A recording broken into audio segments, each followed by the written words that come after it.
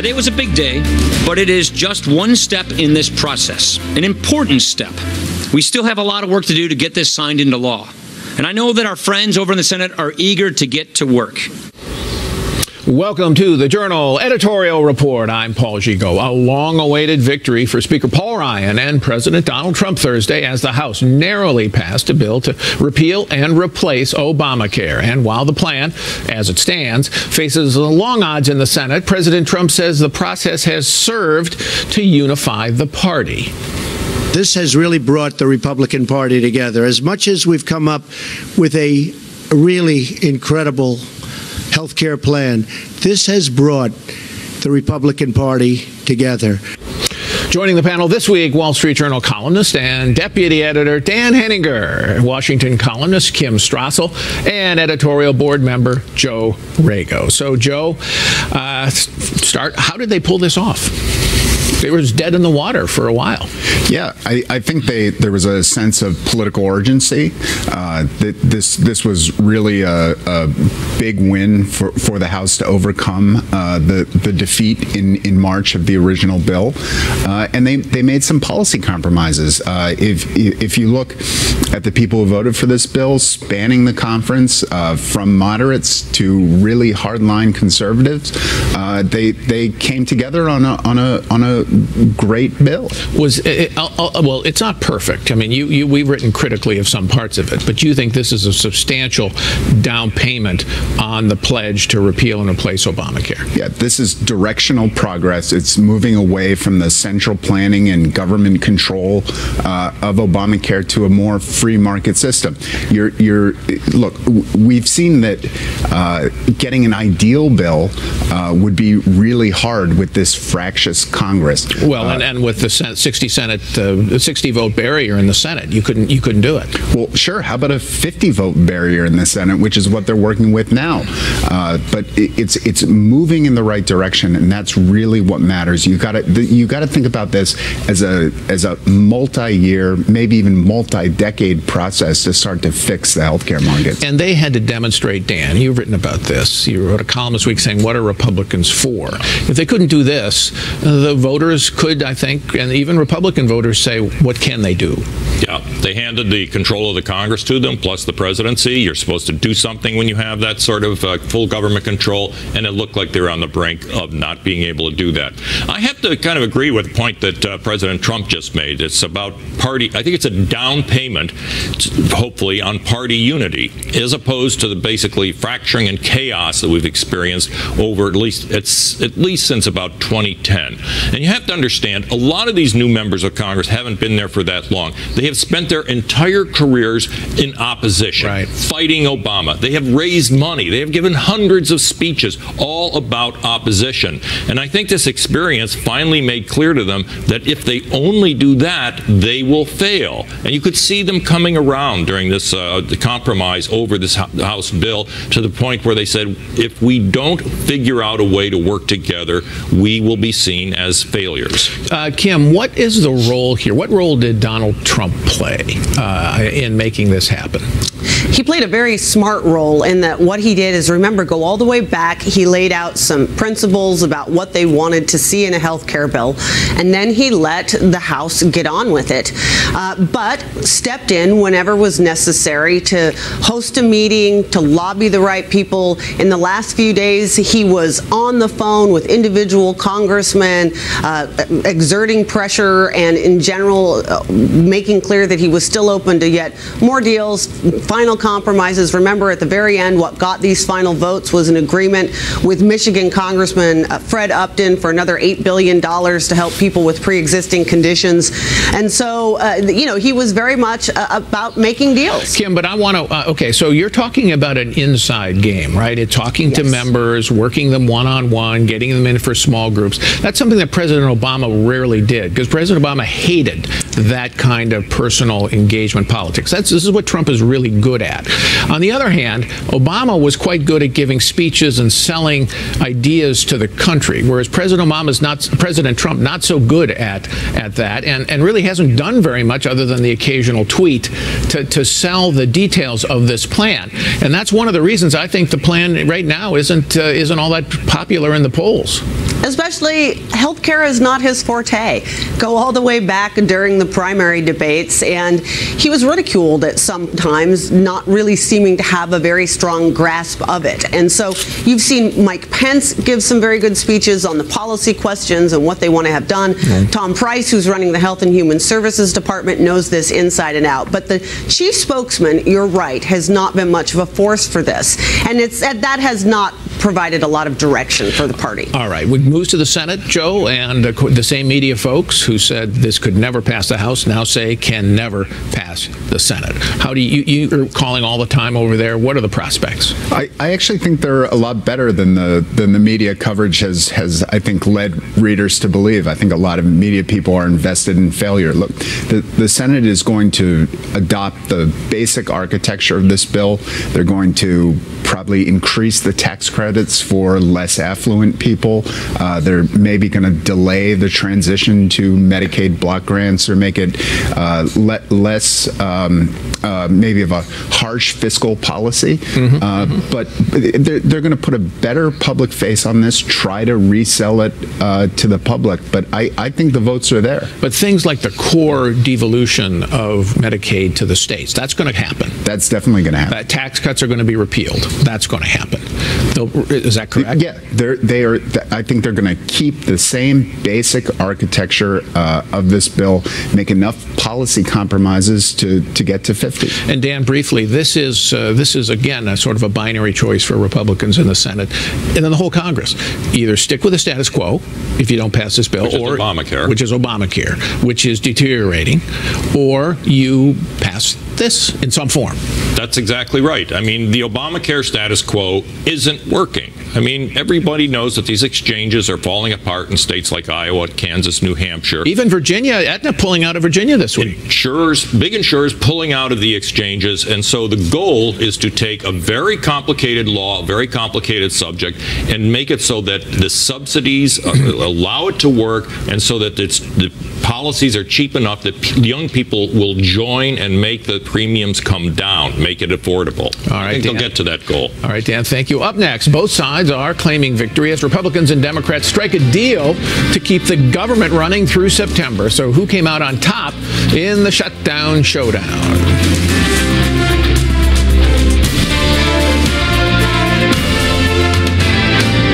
They wanted a shutdown. We know that. They were desperate to make this administration look like we couldn't function, like we couldn't govern. And we know that a large part of their base, especially their left-wing base, wanted a shutdown and certainly didn't want them to cut a deal with us. That's why I think you're seeing them crowing about their success, is in order to cover up the fact that they actually cut a deal with President Trump. White House Budget Director Mick Mulvaney blasting Democrats and claiming victory for the administration, following a deal this week to avoid a government shutdown, at least for now. The $1.1 trillion spending bill funds the government through September, but the threat of a future standoff still very real, with President Trump tweeting Tuesday that the country needs a good shutdown to force a confrontation over the budget. We're back with Dan Henninger, Kim Strassel, and Joe Reagan. Wall Street Journal columnist Bill McGurn also joins the panel. So, Kim, is Mulvaney right that the Democrats wanted a shutdown and Republicans were smart not to give them one?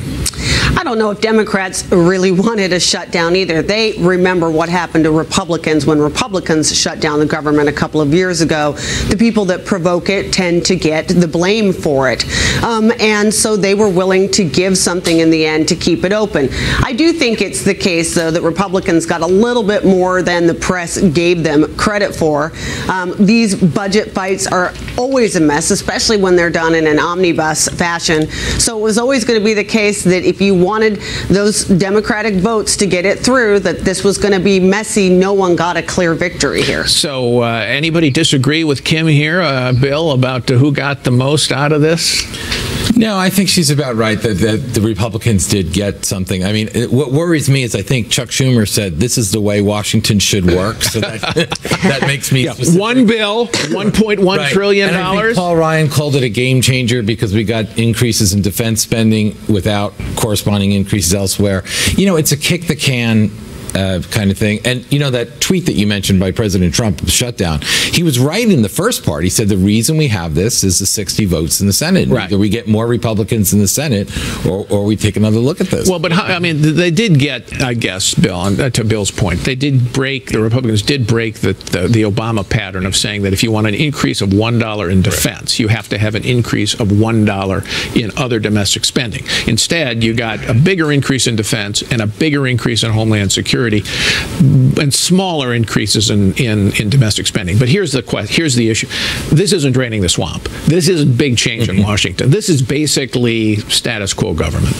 Well, it's on the defense side, it's the old guns and butter debate that you always have and currently have between Republicans and Democrats. The Democrats do not want to spend money on the military, and that one-for-one deal made it clear that they want money spent on the domestic accounts. Donald Trump has said that defense spending has been starved for years. There are national security concerns all over the world now. We need a military restored that can deal with that, and he was absolutely intent on breaking that formula, and he has done that. And I think that's a basis to build on for in the next budget. And yet, Joe, it's not a lot of money for defense. I mean, I think it's, what, $15 billion, something like that more? You have to remember, this is only a 5-month bill. Right. True. So low stakes. And I think the problem here is that Republicans cannot pass a budget in the House using only Republican votes. Why not? There are some Republicans who will never vote for a spending bill under any spending bill under any circumstance. Well, I mean, they'd vote for a balanced budget or whatever, but that's not particularly realistic in my view. So if they can't show the same kind of unity that they showed on health care, they have to go to Democrats for votes, and that empowers Nancy Pelosi. Hey, that's not 60 votes, Bill. Right. That's Republican dysfunction. No, that's a problem. Look, it also comes in the thick of a health care vote and so forth. It's kick the can. I don't think it's necessarily an awful deal. If I had to trade that to get the health care vote. There's one big $15 billion gorilla in the room, and that's Donald Trump's wall. All right? The Democrats said they pulled the wall out. He got $1.5 billion for it. But in the next budget, Trump is going to want $15 billion for that wall. And that's a lot of money. There are some Republicans who will oppose it, and there are Democrats who say that it'll never happen, and it's going to be the tail wagging the dog of the next budget. And Trump is going to want it because it's so symbolic for him. But there are a lot of Republicans who don't like it either, and my own personal view is that it's basically a waste of resources as well. But Kim, the president said, look, I think maybe we need a shutdown. As to your earlier point in this segment, is it a good idea to advertise that you want to shut down, or you may want to shut down? Not necessarily. And if Republicans are smart, what they do here is try to get back to regular budget order. You pass 12 different spending bills, and then the stakes are simply not that high. If you can't get one through, maybe a portion of the government shuts down instead of the whole entire thing. All right. Thank you, Kim. When we come back, President Trump signs an executive order on religious freedom. But did it fall short of what some Christian conservatives had hoped for? We'll ask Ralph Reed next.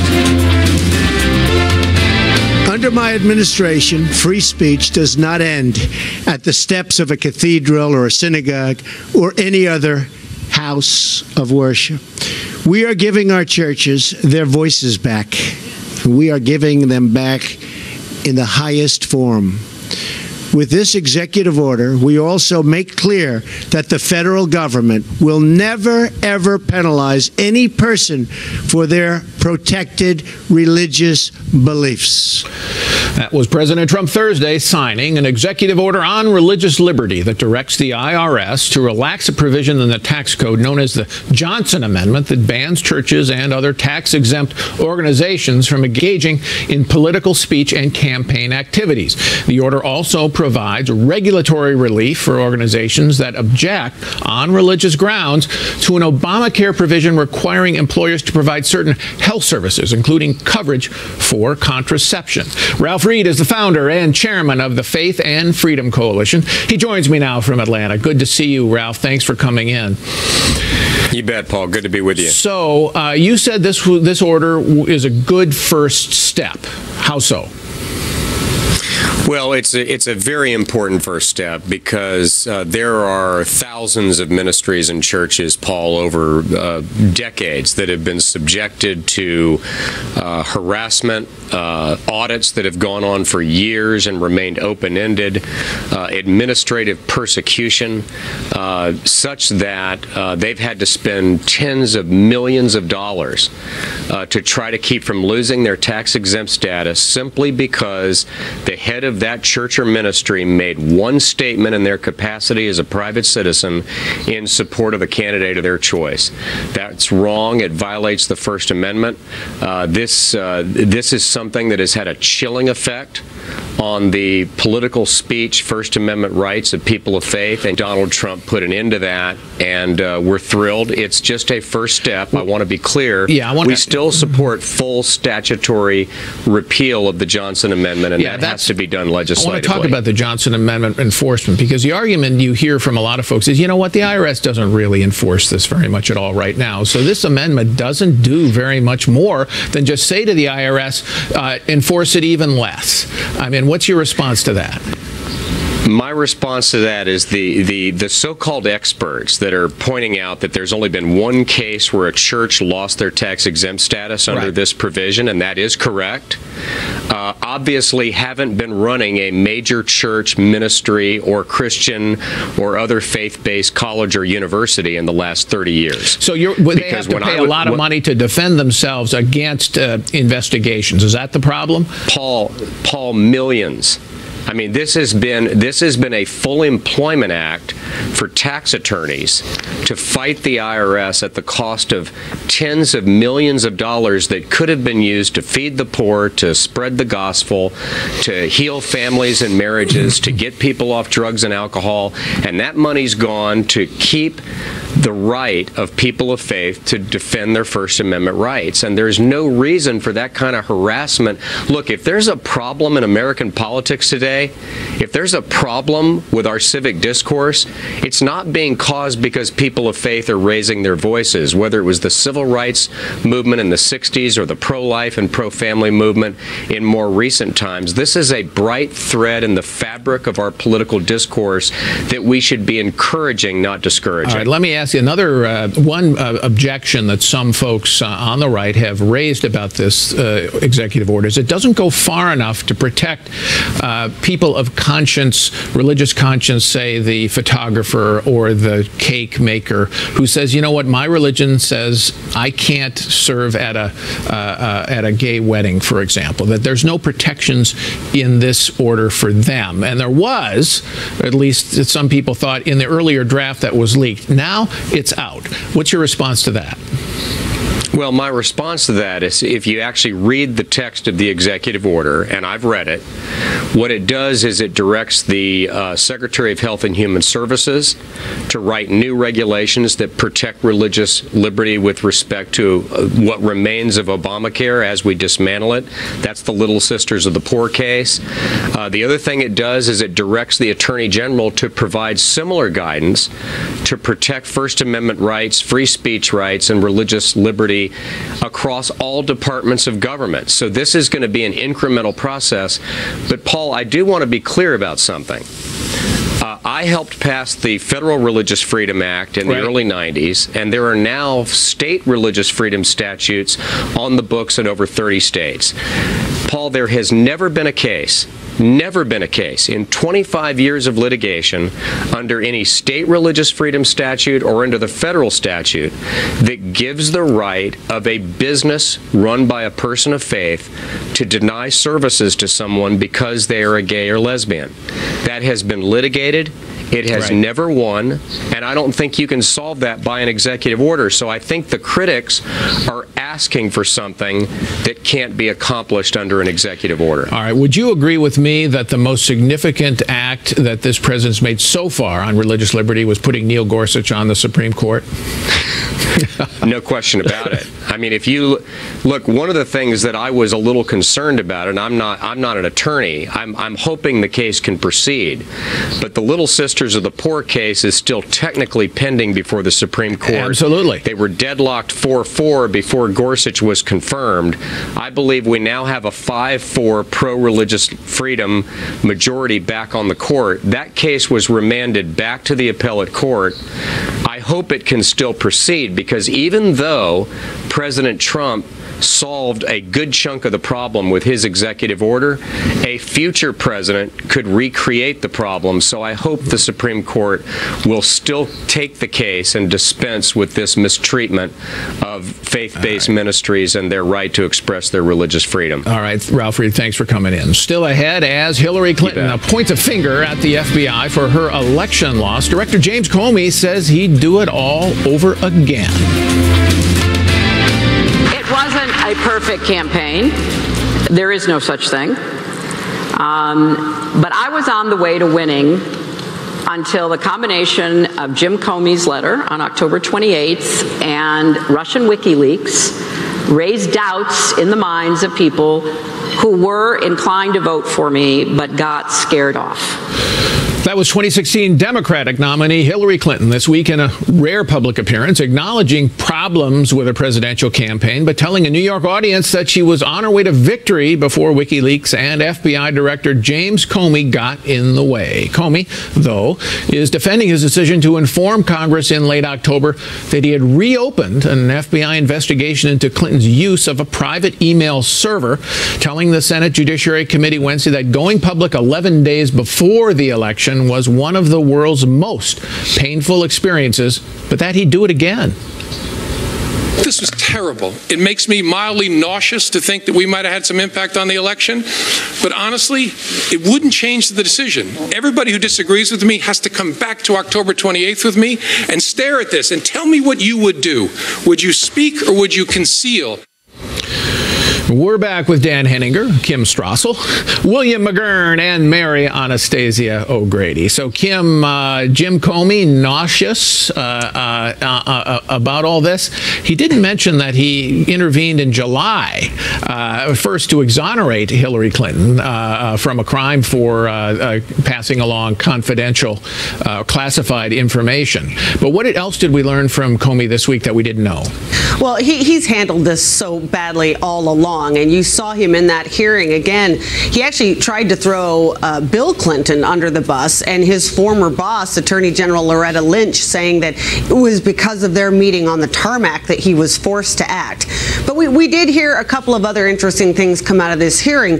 The top one being the information that Huma Abedin, Hillary Clinton's aide, had routinely, according to him, sent classified emails to a laptop for her husband, Anthony Weiner, to print out, and he didn't have any classified access to any of these. And so there was a lot of questions for Republicans about whether or not Mrs. Abedin ought to be held to some sort of account for mishandling classified information. And Comey used the same explanation that he'd given for Hillary Clinton, as we couldn't prove intent, which is in sending it along. Yeah, it's an entirely new standard. That is not what the statute said. That's also how he got Hillary Clinton off, and he said, well, we couldn't prove that she intended to mishandle classified information. There are people sitting in jails, Paul, who never had an intent to mishandle information, but that was not what was applied to them. Bill, here's the other issue with Loretta Lynch. I mean, she never formally recused herself. Yes, she met on the tarmac, but she never, as Attorney General, formally recused herself. Comey took it upon himself to say, I am the authority who is supposed to intervene here. There's no authority for him under Justice Department process. And it goes with what you said earlier. Look, yes, what we had in this hearing is the all about Jim show. What Jim feels about the election, mildly. What Jim feels Vladimir Putin feels about this, with no real information. He said there was no evidence on the Trump charges. But your main point at the beginning is the most important one. It didn't start on October 28th. That's the Hillary Clinton narrative. It started in July when he made this foray into the public realm. And now we see that he thinks, part of the reason was he didn't trust DOJ. I think he asked what you would do. I think a principled man, if the Department of Justice is compromising an investigation, is to resign and say why, rather than usurp powers that you do. He created this entire mess for himself back in July, commenting on an investigation that wasn't resulting in charges, which almost never happens. All right, Mary, let's turn to the First Lady, Hillary Clinton, and her explanation. It was Comey and WikiLeaks. Yeah, keep telling yourself that, Hillary. You know, if you, Paul, presided over the debacle that she did in November, you would be looking for scapegoats also. And it's interesting how she always starts out saying, I take full responsibility, and then she goes on to blame everyone else. I thought one of the most interesting comments this week came from David Axelrod, who was an advisor to President Obama, and he said that it takes a lot of work to lose to Donald Trump. And you know, if you look at the campaign, not going to Wisconsin, not going to Michigan, not reaching out to those voters, that's why she lost. It had nothing to do with Jim Comey. She did go to Michigan at the end, though she never made it to Milwaukee, where she might have drummed up some turnout, and she lost so narrowly in Wisconsin. But Dan, yeah, I mean, the WikiLeaks, the Russian hacking stuff really didn't add that much to the campaign. Basically, all we found out is that some Democratic operatives didn't like Bernie Sanders. We knew that. Yeah. And that some of the Clinton operatives didn't like traditional Catholics. There wasn't much else that they really influenced the campaign. Yeah, once again, one may dispute her assertion that her problems began on October 28th. I think it's generally seen, and this is across the political spectrum, her problems began with the revelation of that private email server. And the second problem was she then held a press conference and gave no adequate answer or defense for why she had that server, kept the story alive throughout the entire campaign. That was when Hillary Clinton's credibility was significantly damaged. She never recovered from that. And Mary, that was in 2015, the spring of 2015, when that first story came out. I think there's something much broader here, that the Democratic wing, the wing that Hillary represents, is not recognizing, which was this was a rejection of 8 years of Barack Obama. It was a vote for the Supreme Court, and it was a cry for help from people who felt like they've been ignored by the Democratic Party. All right, still ahead, Trump and the despots, from Vladimir Putin to Kim Jong-un. Is there a strategy behind the president's praise of the world's strongmen? President Donald Trump raising some eyebrows recently with a seeming embrace of the world's strongman. Last weekend's invitation to Philippine leader Rodrigo Duterte alarmed human rights advocates and took even his own advisors by surprise. And on Monday, he told Bloomberg News he'd be honored to meet North Korea's Kim Jong-un under the right circumstances. A day later, President Trump and Russian President Vladimir Putin had their third phone call discussing the civil war in Syria and the possibility of a meeting this summer.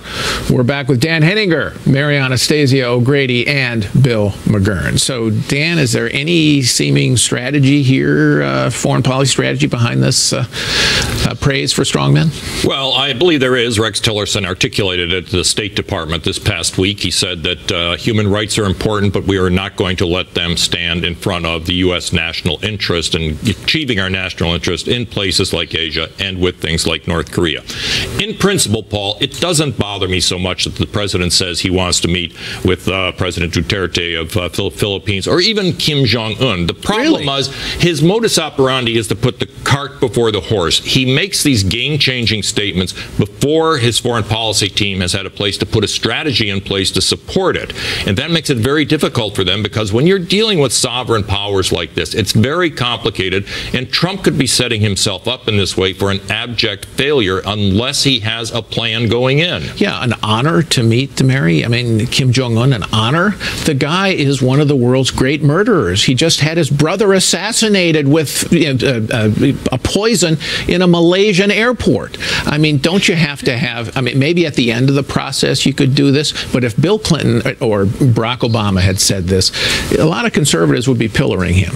Well, I think people are unhappy with that, but as we know, Donald Trump is not good speaking off the cuff. cuff or tweeting off the cuff, and he often says things I think that he would end up regretting. What's important here is that I think Dan's right, he's putting national security ahead of human rights. But for the Democrats to be wringing their hands and crying about how, our president now doesn't care about human rights. Barack Obama called the dictator of Ethiopia the winner of a democratic election.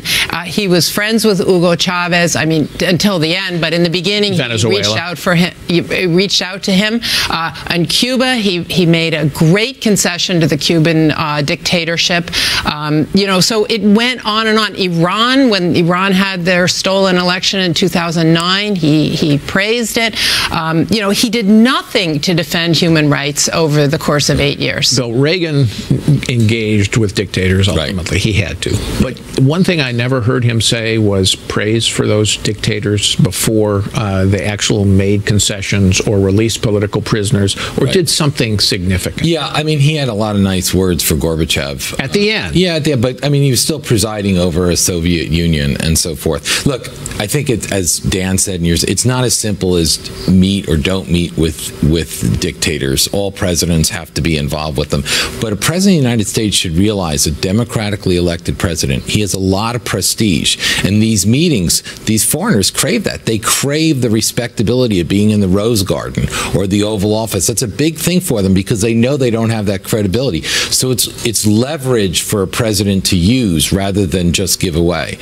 As to the point about human rights and American policy, sometimes you have to be silent for a greater cause. But the general principle is that a strong America acting decisively is good for human rights. And when people think America's weak, it's bad for human rights. I think the difference, though, is that when Barack Obama did nothing about human rights, it was because he thought, well, the United States really doesn't have any moral authority. We're not such a good country. He was sort of apologizing all the time. And I think what Trump is doing is putting national security ahead of human rights only because, as Bill says, he has to engage with these dictators on some level if he's going to make any progress. The potential meeting, Dan, with Putin. A lot of, 6 months ago you'd have said, okay, that Trump really wants this. But there's been a lot of problems here in the interim, namely the accusations about collusion between the Trump campaign and the Kremlin, and some real problems in Syria.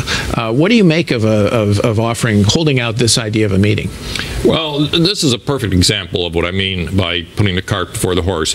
Look, Secretary Mattis and Rex Tillerson both understand that Putin, post-Crimea, post-Ukraine, is not a friend of the West at this point.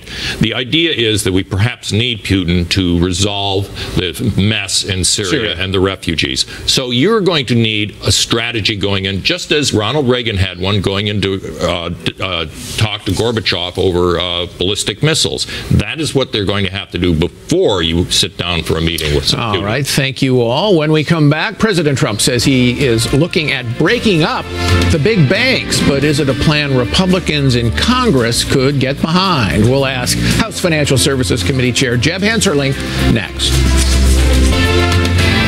A big step forward this week in the Republican effort to roll back Obama-era Wall Street regulations, with the House Financial Services Committee voting Thursday to send the Financial Choice Act to the House floor. Democrats are promising a bitter fight against the bill, which would repeal major portions of the 2010 legislation known as Dodd-Frank. Texas Congressman Jeb Hensarling is the chair of the House Financial Services Committee and author of the new bill. Mr. Chairman, welcome. Thank you, Paul. Thanks for having me. So, the president and Gary Cohn, one of his chief economic advisors, have floated the idea of breaking up the big banks by reinstating the separation between investment and commercial banking that existed under Glass-Steagall. What do you think of that?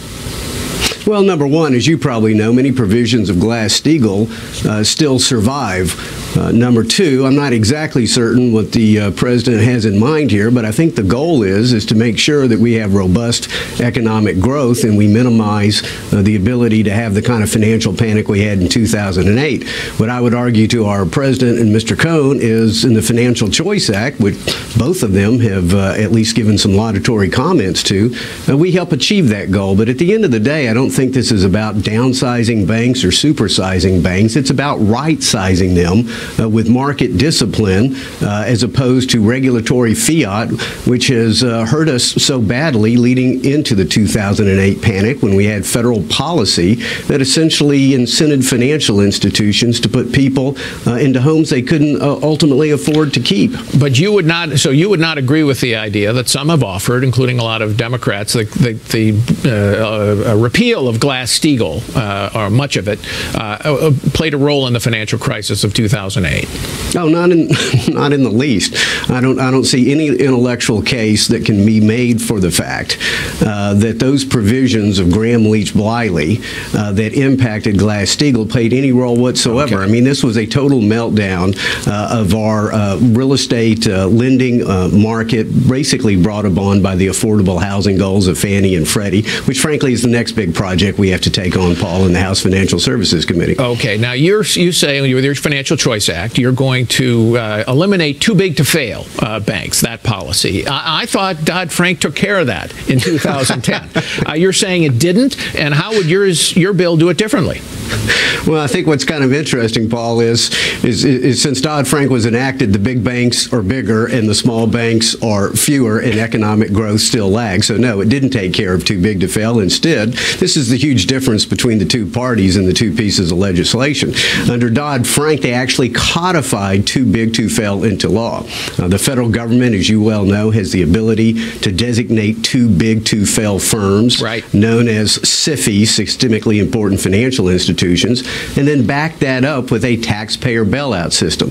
Under the Financial Choice Act, we replaced taxpayer bailout with a new subchapter of the bankruptcy code for large, complex financial institutions, and we prohibit any ability for the taxpayer to bail out these funds. And so we're counting upon market discipline and, frankly, high levels of private capital to replace involuntary high levels of taxpayer capital.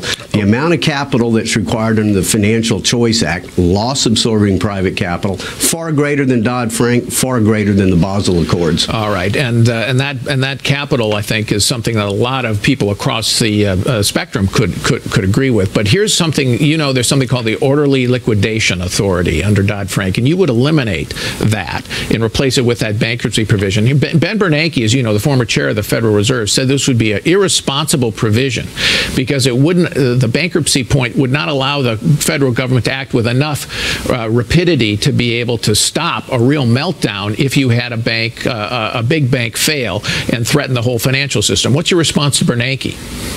Well, number one, he ought to listen to his predecessor, Alan Greenspan, who I think has the complete opposite opinion. Chairman Greenspan, as does former Federal Reserve Governor Robert Heller, believe that what we need to do is, again, replace private capital with these bailout mechanisms. The second point I'd make, Paul, is that an ounce of prevention is worth a pound of cure.